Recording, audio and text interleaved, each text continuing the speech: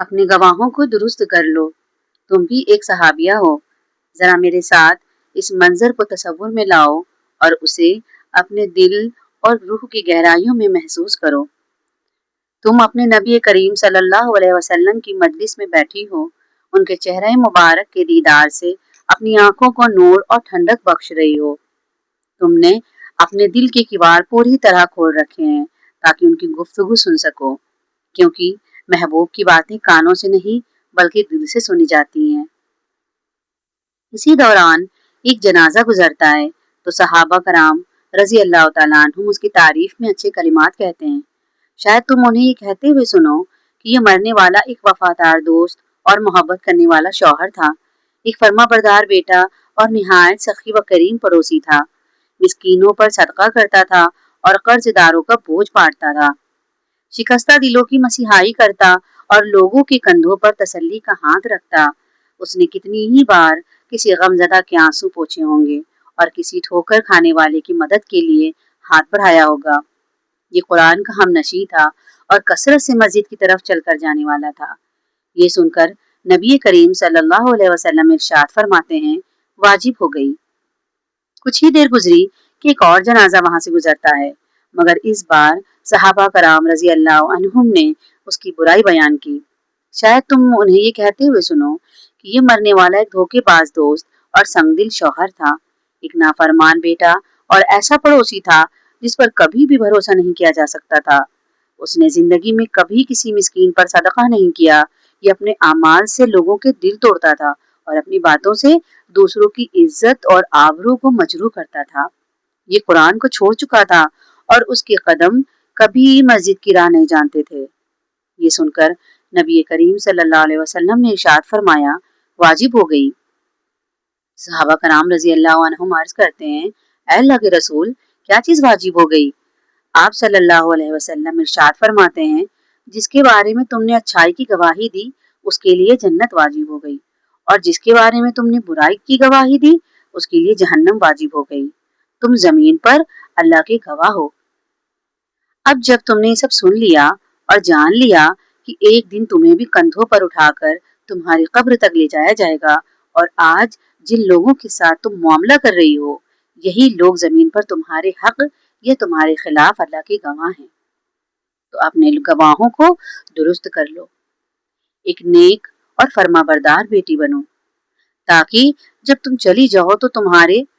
والدین یہ کہہ سکیں کہ اے اللہ، ہماری اس بیٹی پر رحم فرما جس نے ہمارے دلوں کو قرار بخشا اور ہمارے ساتھ بہترین سلوک کیا، جو اپنی آواز دھیمی رکھتی تھی، الفاظ کا انتخاب سوچ سمجھ کر کرتی تھی اور ہماری خوشی کے لیے اپنی سب بہنوں سے بڑھ کر کوشش کرتی تھی۔ ایک محبت کرنے والی بیوی بنو، تاکہ جب تم اس دنیا سے چلی جاؤ تو تمہارا شوہر کہے، اے اللہ، میری اس بیوی پر رحم فرما جس نے مجھے اپنی روح کی طرح چاہا، اپنی جان کی طرح مجھ سے محبت کی، میری غیر موجودگی میں عزت کی حفاظت کی، میرے گھر کو اپنی موجودگی سے روشن کر دیا، شفقت کے ساتھ میرے بچوں کی پرورش کری اور میری فیملی کے ہر فرد کا دل و جان سے احترام کیا۔ اے اللہ، وہ تنگی میں صبر کرنے والی، خوشحالی میں شکر ادا کرنے والی تھی، بس اس کی قبر کو جنت کے باغوں میں سے ایک باغ بنا دے۔ تم ایک مہربان ماں بنو، تاکہ جب تمہاری سانسوں کی ڈوری ٹوٹے تو تمہارے بچے کہیں، اے اللہ، اس ماں پر رحم فرما جو نہایت شفیق اور محبت برا دل رکھنے والی تھی، جس نے ہماری خاطر اپنی زندگی وقف کر دی اور ہمیشہ اپنی ذات پر ہمیں ترجیح دی، بس ہمیں نماز کا حکم دیا، روزے کی پابندی کرائی اور قرآن سکھایا۔ اے اللہ، اس نے ہمارے درمیان کبھی فرق نہیں کیا اور نہ ہی ہمارے دلوں میں ایک دوسرے کے خلاف کدورت پیدا ہونے دی، بلکہ وہ ہمیں ایک دوسرے سے محبت کرنے والے بہن بھائی بنا کر گئی۔ اے اللہ، اس کی مہمانی فرما اور اس کی قبر کو نور سے بھر دے۔ تم ایک ایسی نیک بخت بہن بنو کہ جب تم چلی جاؤ تو تمہارے بہن بھائی کہیں، اے اللہ، وہ ہماری روح کی ساتھی اور دل کا ٹکڑا تھی، جب ہم نے ناتا توڑا تو اس نے جوڑا، جب ہم نے اسے محروم رکھا تو اس نے عطا کیا، ہم نے اس سے ہمیشہ بھلائی ہی سنی اور بھلائی ہی دیکھی، بس اے اللہ، اس کی قبر کو جنت کے باغوں میں سے ایک باغ بنا دے۔ تم ایک مہربان بہو بنو، تاکہ جب تم چلی جاؤ تو تمہاری ساس کہے اے اللہ وہ میرے لیے میری بیٹیوں سے بڑھ کر بیٹی تھی،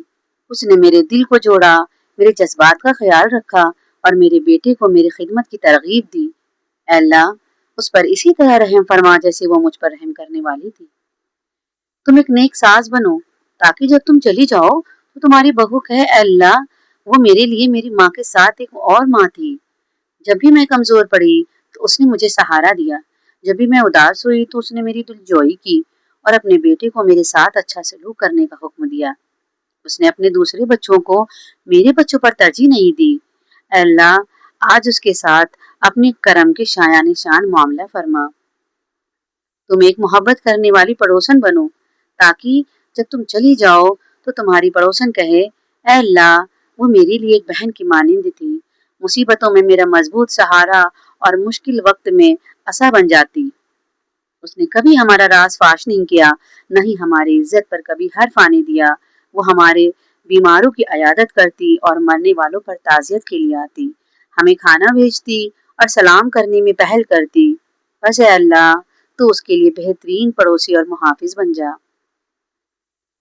تمہیں قابل بھروسہ دوست بنو تاکہ جب تم چلی جاؤ تو تمہاری سہیلی کہے اے اللہ وہ تیری نعمتوں میں سے ایک نعمت تھی، وہ مجھے تیری یاد دلاتی اور تیری اطاعت کی ترغیب دیتی۔ اس نے مجھے ایک قرآن تحفے میں دیا جو میرا ساتھی بن گیا، اور ایک تسبیح دی جو ہمیشہ میرے ہاتھ میں رہتی ہے۔ اس نے کبھی میرا راز فاش نہیں کیا، جب میں ٹیڑھی ہوئی تو اس نے نرمی سے مجھے سیدھا کیا، جب میں اداس ہوئی تو اس نے میرا غم بانٹا، اور جب میں خوش ہوئی تو میری خوشیوں میں شریک ہوئی۔ اے اللہ اس نے میرے لیے اپنا دل اور گھر کھول دیا، بس تو اس کے لیے جنت میں ایک گھر بنا دے۔